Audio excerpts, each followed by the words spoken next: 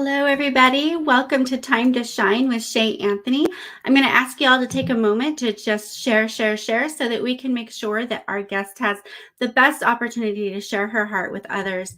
Today, we are going to have my friend Erica Anderson on. She is a Facebook friend that I just was sparked by her encouragement, and we got to get to know each other across the country. She is in Tennessee and I am in Oregon. So it's just really fun how technology works today and we can connect with people across the country, across the world. I actually have an interview later today in Australia. So I just think it's wonderful how we can connect hearts to hearts, kindred spirits. And I just was going to ask her to be an encourager and to share on this show. And so the word that came to our heart was, "Oh, no, you didn't."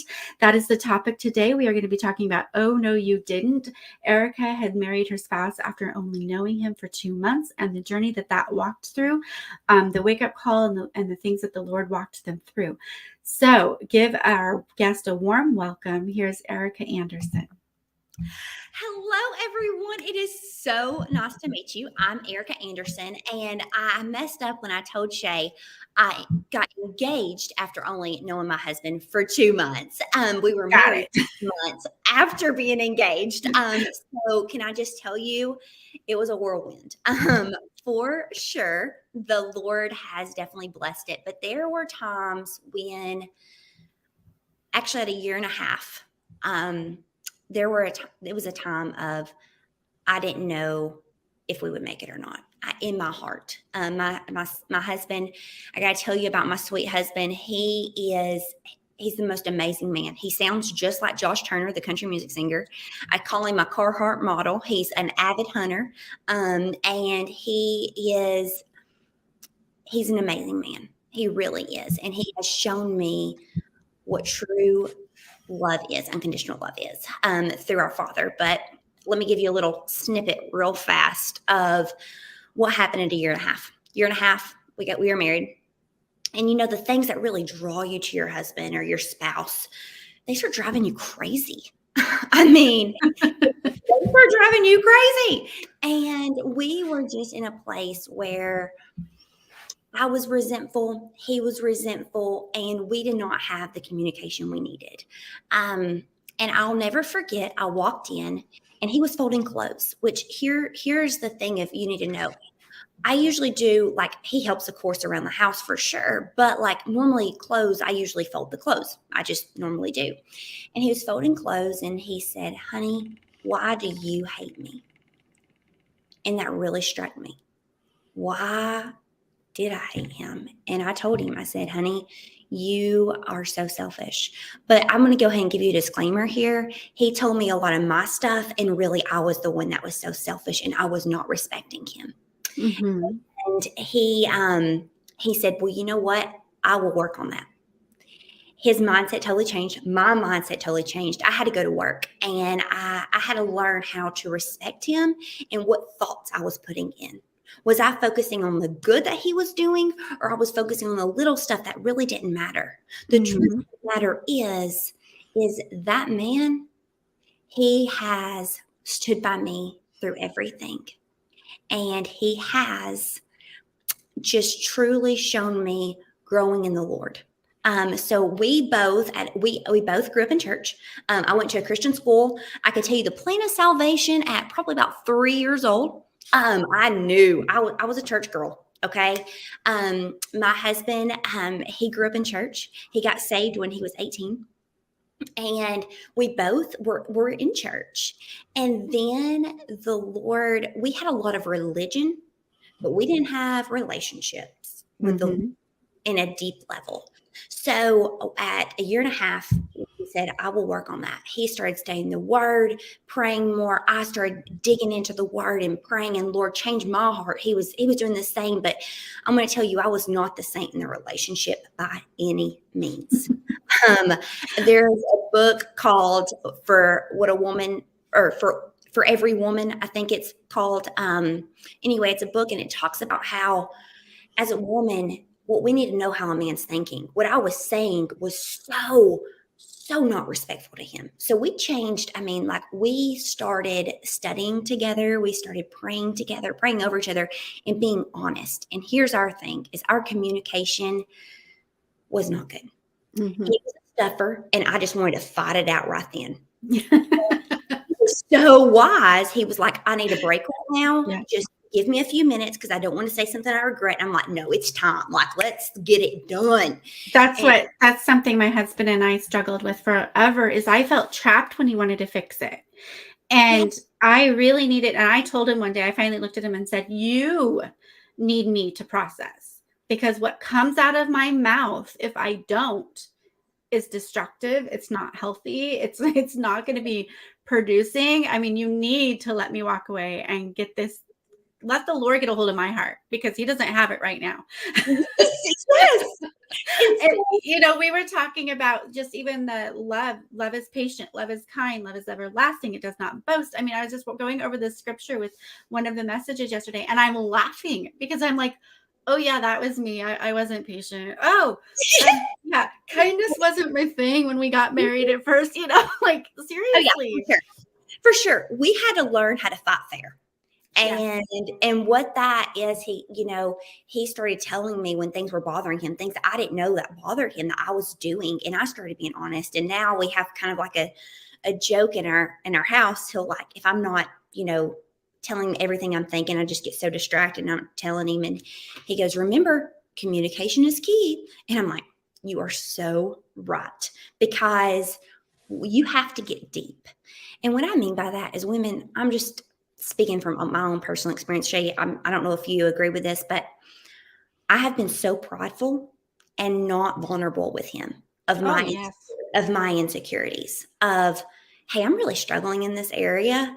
Can we talk about it? And like, I really feel maybe this way, but we need to talk about this. And so it's just been an amazing adventure, just getting to learn each other and just to re-fall in love, but also become best friends in the process. So, and I encourage date nights. Oh, Um, yes. yes, date nights are the best nights. But real quick to go back on your being vulnerable with each other, I did not let myself love my husband because of so much rejection and people leaving me that I didn't allow that vulnerability of to be in love with him or to trust him most of our marriage. And so like, I respected him and I loved him and our marriage was good, but there was a little piece that just didn't feel perfect. yeah. And I'm not saying any marriage isn't perfect, No, honey, but yes. No, but the please make it last clear. 5 years after giving that vulnerability of knowing who I was, knowing where my identity was, that even if he did leave, I was okay. That's when I was able to fully love him. And now we're like, 27 years in and feeling like complete newlyweds for the last 5 years or more. It's just Yeah. getting better and better. And the vulnerability was the key. Like him being vulnerable, me being vulnerable. That was our key. But and date nights, those are, now that we have an empty nest that we date night every night, but date nights are so important. And they don't have to be something like he's, working a different shift right now. He's been working night shift. And so it's been an adjustment for us because we're on the same schedule. And so we're like already planned. I said, I texted him last night while he was at work. I said, I need some Ross time. He said, I need some Erica time. And so he said, we've got to make a plan. And so we were like planning our date night for next week. We were like, well, we're going hiking because we love being outdoors. That's just something we love together. We tried spending time together turkey hunting, and no, that's like him going Black Friday shopping with me. You got to have some separate identity, but also togetherness. For sure. Well, and that's another thing too, is just when your interests are so different, finding common ground, and trying each other's thing. Like, you try the thing, but can I just tell you a funny story real fast? Yeah. Oh, yes. So we were trying to find a common hobby. Okay. A common hobby that we both loved. So we got in our minds last year, mountain biking would be the thing. Okay. I love being outside. He loves being outside. Mountain biking would be the thing because I love riding bikes. I have a bicycle and we call it the Bumblebee because it's like has a basket, everything. I love it. But anyway, we decided mountain biking. So Ross planned this trip for us, okay? And he found all these trails. We both got a mountain bike. We were so excited. We had saved for it and just everything. We both got this. We go mountain biking and on this trail, and I'm just going to go ahead and tell you, it was the worst experience of my life. I'm crying at the end. And so we're going on these trails, and Ross is an adventure like seeker. So he's like flying, he's going, he's doing like wheelie or whatever you call them, like burnouts. And then he's like trying to wait on me, and I'm trying to pedal, and I'm thinking, I'm dying, and this is hurting like crazy. And with mountain biking, one thing is there's a lot of bumps because you're mountain biking. It's not a pavement. So you're going, bup, bup, bup, bup, bup, bup, bup, bup, bup, bup, and that hurts. I'm going to tell you, that hurts. And so he looks back at me. He looks back at me, and I'm crying at this point. And he goes, honey, what is wrong? And I go, I hate this. We have to make this work because this has to be our hobby. Oh. He said, I was trying to make this so special. And so it was like so hard because we were like, what in the world are we going to do? Like, we really tried that hobby. And so after that, he goes, mountain biking is not for us. And I go, oh no. Yeah. We're done with this. We're done with this. So we found hiking, and hiking is a common thing. It doesn't hurt. It's physical. It's great outdoors, but I'm not bumping on the road. So yeah, mountain biking is now a huge joke. He goes, oh yeah, that was a dud. Oh yeah. It is so true. You have to walk through it, and then you're like, never again, never again. And there are some areas that, like it's like for 27 years, I couldn't get my husband to go dancing with me. And now I don't want to, but there's just certain areas where he's just like, no, I am just not going there, like, and then there's things where I'm like, yeah, I can't, that's not my thing either. So we found not mountain biking. We found hiking, and that is something we both love. We have a little place we like to go and just take a little trip, and just us and just reconnect. Yeah. So that's awesome. Yeah. So when you were going through your season of discovering each other after not knowing each other for very long, and then finding the hiccups, what is it that walked you through the strength of keep going, keep on pushing on? Like, what was it that was your moment of, okay, you're over the hurdle of the struggling, here's the victory, this is what walked us through it? So my husband said something. I asked him one time, I said, honey, do you think that we should have dated longer and, got to know each other better? He goes, we are here now, and we are not looking back. We are the future, and we've made a commitment, and we're going to move forward. Not that we stopped loving each other. It's just we didn't really like each other, just to be honest. And so I said, okay. And so I let that ponder, just kind of thinking about it and stuff. And then it really hit home, here's the thing. Either I'm going to be an overcomer or I'm going to be a victim. And he never did anything that was like bad. It's just, the thing is we just weren't connecting, And so I had to change my mindset. Yes. And completely change my mindset. And there's a verse that I learned in school. We had to memorize, scriptures in school, which has been so beneficial. And it's a verse, Philippians 4:8, and it says, think on things that are true and honest and upright and holy. If there be any virtue or any praise, think on these things. I had to start filling my mind with things that were truth. So I'm just going to go ahead and just be very blunt with this. If you are hanging around people who do not have a marriage that you respect, you are not going to probably be building your marriage.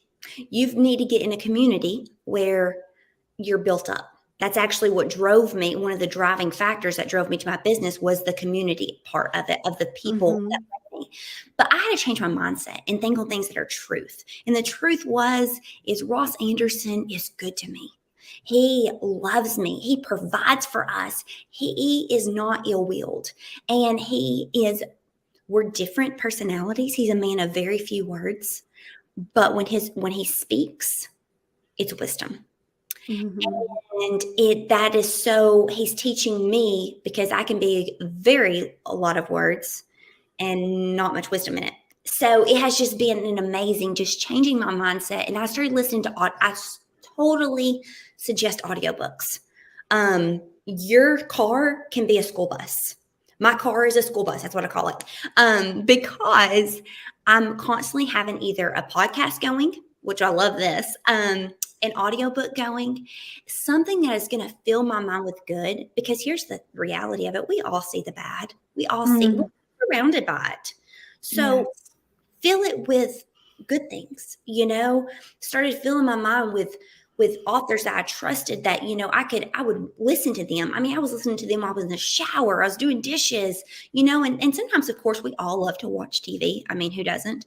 So if I'm watching a show that either they're downing their husbands or they're just, I love crime shows. I do. I'm a crime junkie. Nothing wrong with it. Okay. There's nothing wrong with it. I'm not saying that by any means, but if I am and I am not watching what, like maybe When the Heart Calls, or that's something that I love on Hallmark, or Chesapeake Shore, something like that. But if I'm not watching something more pure during my time, my mindset completely changes. We love country music. We do. I mean, I think you can tell we live in the country. I grew up on a farm. His grandfather was a farmer. He grew up in the fields. I mean, it's really our life. But country music is not bad. But I need to fill my mind with some Jesus too, some Jesus music. And that's what's so amazing is they make Christian country music too. But just filling your spirit, just letting the Holy Spirit work.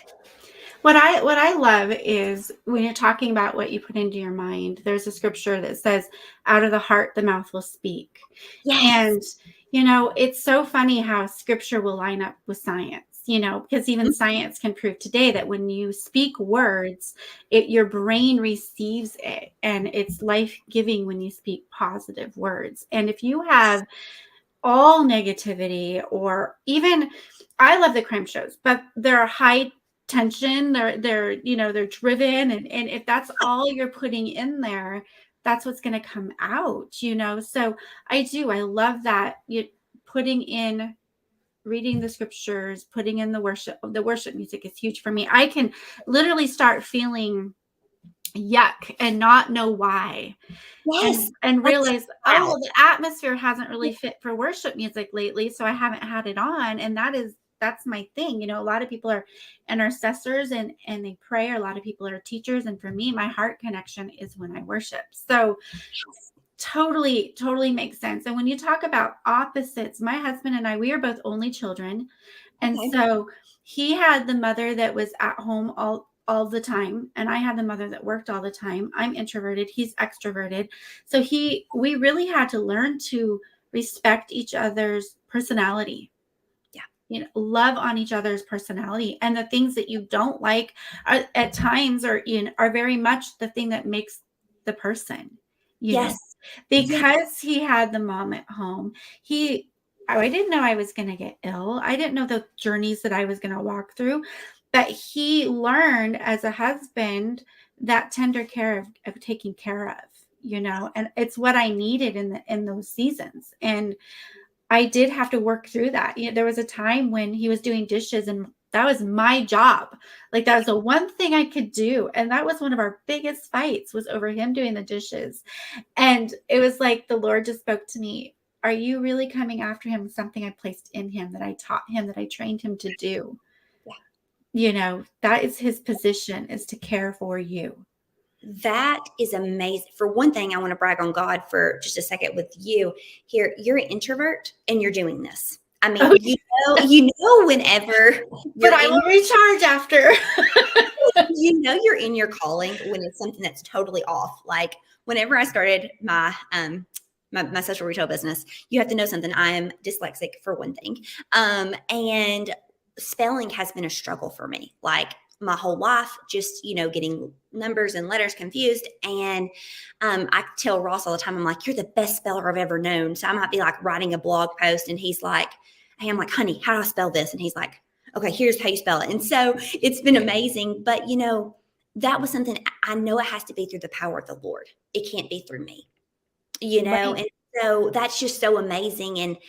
And that care. So we kind of have a similar story in this. Last year, I went through a health crisis that I had been born with some problems that we didn't know. I mean, we just thought Mhm. it was just natural, you know. So it was always hard for me to be honest with you, to use the restroom. And so, but you know, we just thought that's just part of it. You know what I mean? That's just how I was made. But It's your normal. Yeah, yeah, I have it's my Hirschsprung's disease, and it's the yes, it was my yeah. normal. So, you know, we didn't think anything about it. Well, then last year, the ugly head came and we thought my body was going septic. Mhm. And so I mean, I was like 2 enemas, 5 expositories, tons of Miralax. I mean, everything. Like we did not know what was going on. So Ross is like praying over me, and I mean, he's having to be in the restroom with me. And I'm just, here's the thing, nobody wants your spouse or someone you love to be in the restroom with you. I mean, there's just something Yeah. private about that. So anyway, he was there with me through the whole thing. We had to end up going to the hospital. And they just, you know, it was the emergency room visit. They were like, okay, we have a plan. Here's this. Well, go on. This happened 2 weeks in a row. So and we're not usually people that, you know, I don't go to the emergency room. I think I've been like Right. just a handful of times, you know, so it was like a huge thing. And so Ross is like, honey, I am scared to death, you know, and I'm scared to death too. And so we were doing all the things, you know, they said to do. We did a liquid diet, all this stuff. And I am, at one point, I'm laying in the shower and we're just praying that something comes out. And he's in there with me and he's praying. And then at another point, you know, I'm laying on my side with, you know, the heat pad because we were, you know, told that would help, you know, with all of this stuff, just praying that, of course, you know, something. And he's stroking my hair praying. And he had seen his grandfather take care of his grandmother who had dementia for Mhm. years. He sold all his cattle. He sold his pines to take care of his wife. And if Mhm. Ross would have never seen how that taken care of, I do not believe he would be the man he is. I mean, because it was amazing. Like he totally confidence in him. And I mean, I had to let down so much vulnerability, you Oh, know. yes. Now it's like, honey, we're free and open, you know, like that, you know. Well, and you touched on something that I think is so important because I know there's women in my life that have said to me, "Well, my husband's not like that. I need him to take care of me, and he doesn't hear me. He doesn't see me. He doesn't tell me he loves me, whatever." And you hit on such an important factor of we only can give what we know or what we've experienced. And so some of that is that they haven't seen how or they don't know how. I think the biggest thing was I didn't know how to love. I couldn't give full love until I understood God's perfect love. Until I understood grace, I couldn't give grace. Until I understood joy, I couldn't be a joy giver, you know? And so Yes. a lot of times we want to condemn or pick at what our husband's not doing. And I totally understand it because there's other things that I walked through that my husband didn't get, you know. But at the same time, when we can look at, oh, well, they just haven't experienced it or they don't know it. This is something I could pray for. I could pray for them to know how to love. Like my husband's not loving me in the way I need. Lord, show him your love, show him your Right. perfect love. And then that changes it from me mindset to I want this for my husband. And I love that because here's the thing, God created us. So he knows how to he knows how to show us what we need and what our spouse needs. That is such a value point, how you pray for your husband's heart too. Because, you know, sometimes we have, you know, our jobs as wives, and I fail at this often, is to pray for our spouse, pray for Yes. our families. You know, here's the thing is you are showing the next generation. And that is such a powerful thing. And another thing, another like a little nugget I'm learning. We just realized this is the love languages, the Oh, yes. fivelanguages.com. So we took it when we first got married, through premarital counseling. But then like it changes over time, just as people change. So we retook ours 2 weeks ago. And what And was that? Where was that? Because there was a little bleep. Can you say that again? yes, ma'am, the fivelovelanguages.com. There you go. And it ours had changed from when we originally, got together. So because our personalities have changed. And so Yes. I found out that my husband's love language is physical touch and acts of service. So Mhm. when I go by and he's sitting in the rocker and I go by and I just stroke his hair, I had no idea that made him feel loved. I thought maybe if I got him something, he felt more loved. But Right. gifts, I mean, yes, of course, everybody loves a gift, but that wasn't not speaking to him love. Right. For me, he found out mine, and mine is acts of service and then physical touch. So Mhm. when he like does something like goes to the post office for me or just something like that, it means everything to me. Yes. And so it was just amazing. So we can love each other better. Yes. Ours are complete opposite. Okay. My husband's is physical touch and service, and mine is gifts and time, because that's how my father, he'd always bring a special gift, or he gave so much time. And so that's how I learned. So I had to learn this. This is a little tip for those that I liked physical touch enough until fibromyalgia. And then even a touch on my arm or even a hug would be too much. And my sensories have gone overload since I had a vaccine injury. And so my husband would want to hug me or cuddle, and I would be cringing, like literally. And there was some prayer, and Lord, heal this in me. But then I started counting. He needs physical touch. I'm going to count. I'm going to count to 5 and say, okay, hun. And he knew, okay, hun, that's all I could do right now. Count to 10. Now I crave it.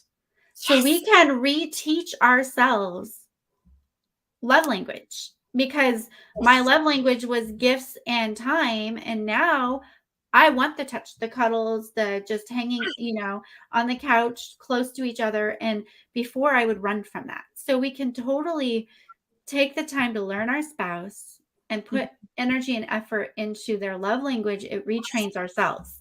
Oh, yes, for sure. And it changes everything. I'll never forget. We were on our way to Florida on a vacation last year. And it was really, we were very tense. But here's the thing is we didn't want to argue. We were with all of our family. So we did not want to argue, in front of our families.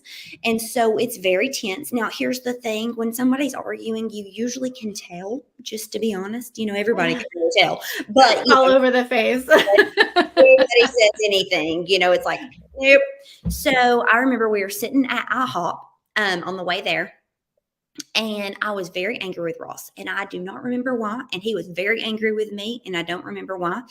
That shows how important the argument was. But I took my hand and I went under the table and I just touched his knee and just held it there.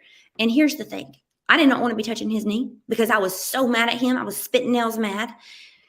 And he probably did not want me to touch his knee either. But it just connected us for a few minutes, and we worked through it. We got to have a conversation and really talk and then work through it, and it was fun, great vacation. But just doing it when it's uncomfortable, like you said, having to count. And I cannot believe you have fibromyalgia. So do I. So that's crazy. I got diagnosed when I was right before we got married, and it scared me half to death because I was like, Ross, what if I can't be the mom and the wife that I need to be? And so anyway, I am full recovery now. But it's been amazing. Yeah. For us too, we moved to a new climate, which was amazing. And I do have a few days, but nothing like, 20 days on of a flare. It's like laying on the couch, not able to move. And that right there was enough where I had to admit that I'm not enough. Like, that's where true surrender came from. And I walked all of the gauntlet of I'm praying by faith, I'm speaking by faith, I must have sin in my life. There has to be something that I'm doing wrong, and then finally it was just that one day the Lord woke me up to, we all Look at Paul, there's an affliction. We all walk through stuff, and it's not a measure of his love on you, and he hadn't deserted me. So just talk about healing. And that is where my whole journey began, is through fibromyalgia. A doctor finally looked at me and said, you don't want to, we had no insurance, and I had over $10,000 in debt trying to figure out what was wrong. And so we were losing everything. It was during the, recession, and we were losing everything. And she looked at me and said, well, you just don't want to get better. I can't work with you, and walked out of the door. And I was in a full flare. I couldn't think. I couldn't speak on the way home. And I just remember wanting to end it. And I had a plan. I had a suicide plan. I was going to walk it out. I was in the bathroom, my husband banging on the door, knowing something's not wrong, or is something's not right. And I was ready right then and there. And I one more time said, God, you promised joy. Where is it? And he said, you have my joy. You need to see what's robbing you of it. Wow. And all of a sudden, bitterness, anger, comparison was the biggest thing, because I was comparing my life now with fibromyalgia vaccine injury. I was comparing it to how I lived before, instead of that I was in a new season and I had new things to walk through. And I tell you, it's because of this journey that I am who I am. It's because of this journey that I want to be a joy giver. I want to spark other people. I was so self-centered me too. before it. And I was self-centered in it. And I still am self-centered at times. I mean, but if it wasn't for walking through that journey, I truly understand what bringing beauty from ashes is. Yeah. Amen. And what the mindset change of, you were no longer a victim, you're an overcomer. Yes. My mom has said that for years. She grew up in not a great environment. And can I just tell you, she's a walking miracle. But she told me so many times, she said, Erica, I am not going to have that victim mindset. She put in the work. I mean, literally put in the work. And she goes, I am an overcomer. And that's the saying in, our home is, I have 3 younger siblings now through adoption, which is incredible. My dad travels for work. So my mom's a married single mom. And can I just tell you, the most amazing thing of her struggles of showing, you can overcome through my 3 younger siblings. And I get the opportunity to help be an active big sister. Actually later, we have a PTA meeting. So I get to be an active big sister and just truly love all my siblings, because I can't imagine life without them. We've been a family now for 6 years, and it's been incredible and amazing. I do want you to share a little bit, because you talked about wanting to be a stay-at-home mom, and I do want to give you an opportunity to share what you're doing. I mean, when we first started talking about, oh, no, you didn't, we started talking about the fact that you had a mindset to go back to school, go back to college, be a teacher, and then something happened. And would you mind sharing a little bit about what you're up to, what you do? Yes. So I would love to share. So here's the thing is, we always hear, you need a college education. So I was in college when me and Ross met, and I was going, well, here's the thing. We started dating and we couldn't get enough of each other. And I started missing classes. So my grades started dropping. And so I was I struggle with perfectionism. I'm learning to overcome that slowly but surely. The Lord is working like crazy. The Lord does not compare what he creates, so neither do I need to. So anyway, I started skipping classes and my grades were dropping, so I ended up dropping out.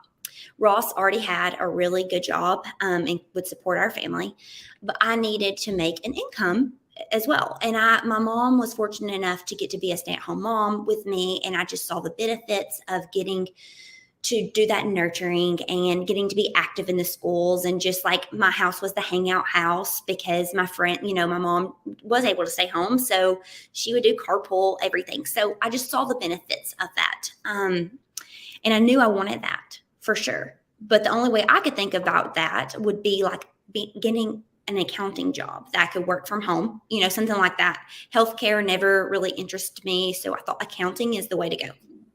Well, I dropped out of school. So, be an accountant if you don't have a degree.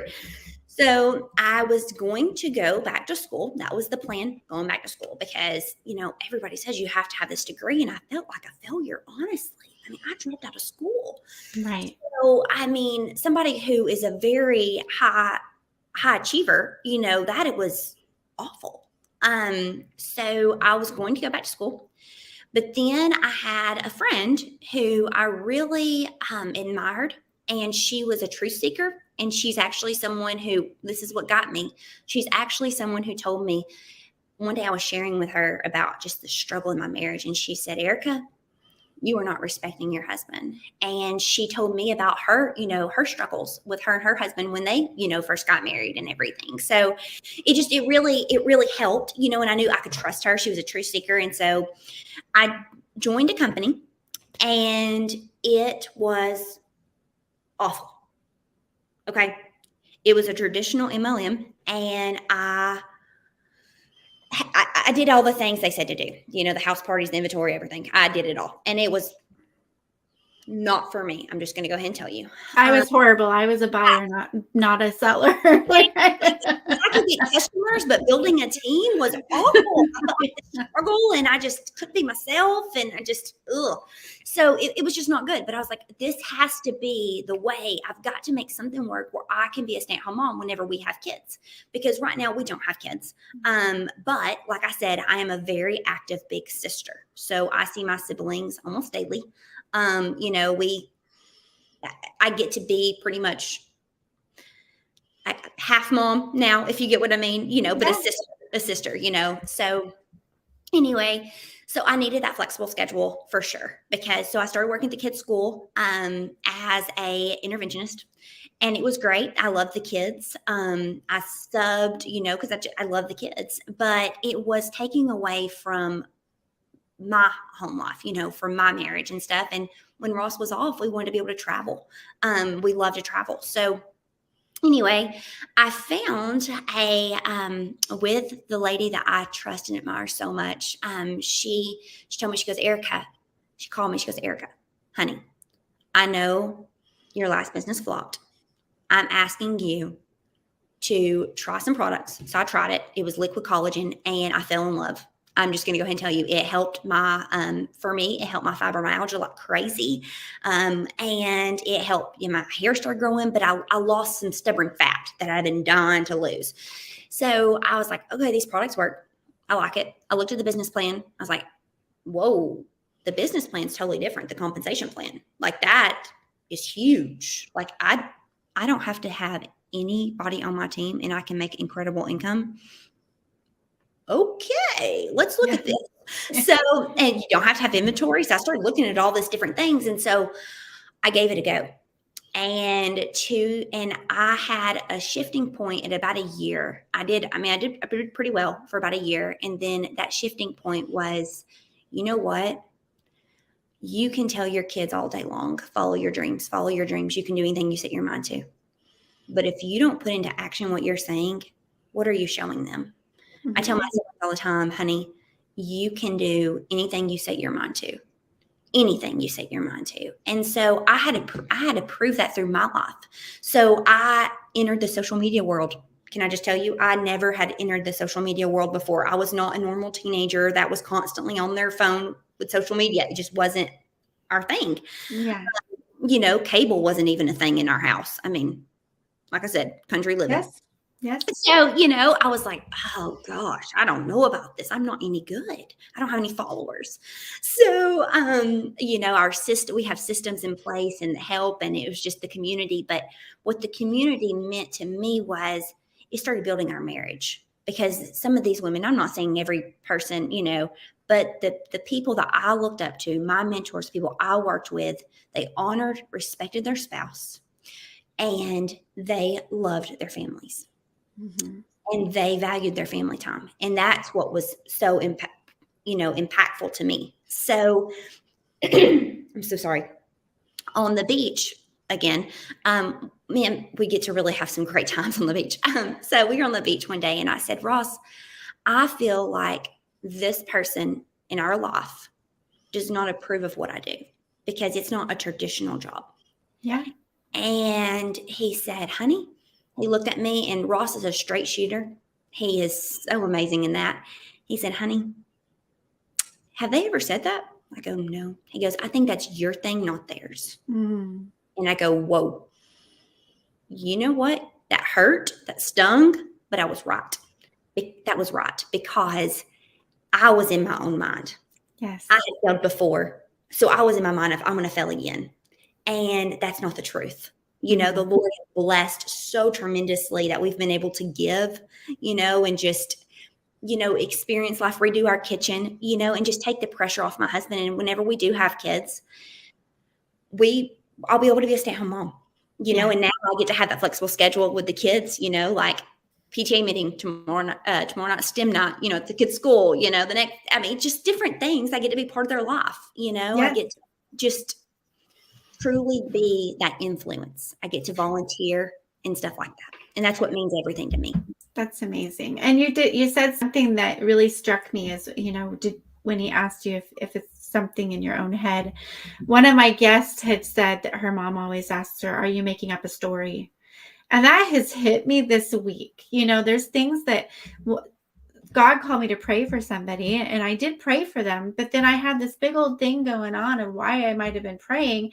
And those words came back to me of, are you making up a story? Like, the Lord didn't tell you this was going on, you know, like, it's been so helpful just in the random, are you making up a story about when you walk in a room and you feel like every eye's on you and they're thinking negative thoughts, and, you know, that social anxiety and being rejected in the past. And are you making up a story? Is that, you don't have any clue. Exactly. And here's the thing is, the greatest enemy is between our two ears. And that's why we have to get our mind in a place of truth, like quote truths. You know, we play the thankful game. So on the thankful game is, I don't know if you really would technically call it a game, but it's name 3 things you're thankful for. Somebody's having a crummy attitude. Okay, 3 things you're thankful for. Everybody in the car, let's do it. 3 things you're thankful for. They can't be the same thing as somebody else said. And it shifts your mindset, because you cannot be thankful and be, you know, all about yourself at the same time. It's just not, it's not possible. You know, some authors that I just admire and love. One book I really suggest for somebody listening to, it's an easy read if you like to read or listen. It's fun. It's called The Energy Bus by John Gordon. Energy Bus? It's great. You know, it's The Energy Bus by John Gordon. Okay. And then if somebody is really wanting to change their life, there's a book I really suggest. John Gordon's book is more Christian focused, but this book is secular. It is called The Compound Effect. And I forget who it's by, but it's called The Compound Effect. And it is really just amazing how our results compound, you know, like the same thoughts compound. We have to make a new habit, a new thing, a new mindset. It's not just going to be one time naming what you're thankful for and your whole mindset's going to change. It's a constant battle. That's good. You know, so anyway, that's just a little nugget. That's awesome. So our time's about running up. Is there any last minute encouragement or anything that you would just feel like, oh, I have to share that and I forgot? Is there anything that you would just like to? You know, it's going to be so random, but yes, there was. We talked about mindset, what you fill your mind with, but also what you see. You know, we talked about like TV shows, stuff like that, music videos, all that. But one thing I will suggest is having signs in your house. So what I mean by that is, I probably keep Hobby Lobby in business. My husband is like, honey, you probably keep Hobby Lobby in business. But they have signs. They have signs all over. And like right now I'm looking at one, it says, start each day with a grateful heart. And, you know, just different signs. Do what's right, not what's easy. And just having those reminders, because here's the thing, we don't even realize we're reading it. And when I realized that they really come into play is one time, me and my husband were having a disagreement. And he said, and I was bringing up the past. I was bringing up the past, bringing up the past. And he goes, "Do you not read our signs? It says you don't bring up the past." And I was thinking, he actually reads those? And it's true. I was like, you are so right. Not bringing up the past, having scripture, the more you see it, it gets in there. And Yes. we only have one life to live, so why not live it to the best, Oh, yes, yes, for sure. That's good. Being aware, this little song we used to sing, "Be careful, little eyes, what you Yes, see." yes. just, Totally just breaking up remind the me, song. careful, little ears, what you hear. That's so true. You get in such a habitual habit of going through the motions Yeah. that you don't always take that moment to be filled. Yes. And you Yeah. can't pour from an empty cup. I mean, just No. honestly, you can't. You can't. Well, I do. I thank you so much for joining me. I'm going to do a little clip on how everybody can get a hold of Erica at the end, but I just wanted to thank you, and I will go into my announcement farewell. So Well, thank you so thank much. you. Thank you so much. And I hope that everyone has a blessed day. Thank you. So everybody, I just thank you for joining us today. I wanted to let you all know that I am doing a 30-day devotion at Time to Shine with Shay Anthony. Give yourself permission. We have talked about giving ourselves permission to love. We're going to be talking about giving ourselves permission to walk away. Just some general things that we often might feel trapped and not give ourselves permission for, or even know how. So that is something we will be discussing. I welcome you to join in on the conversation. I wanted to thank you for joining us on air today. And I want to thank Erica one more time for being a fabulous guest. So be blessed and enjoy this little clip, a little bit about how to get a hold of Erica. I need to make sure, sorry, everybody, that I remove some things off of my background. So this is new for me, brand new. Okay, here we go. Enjoy.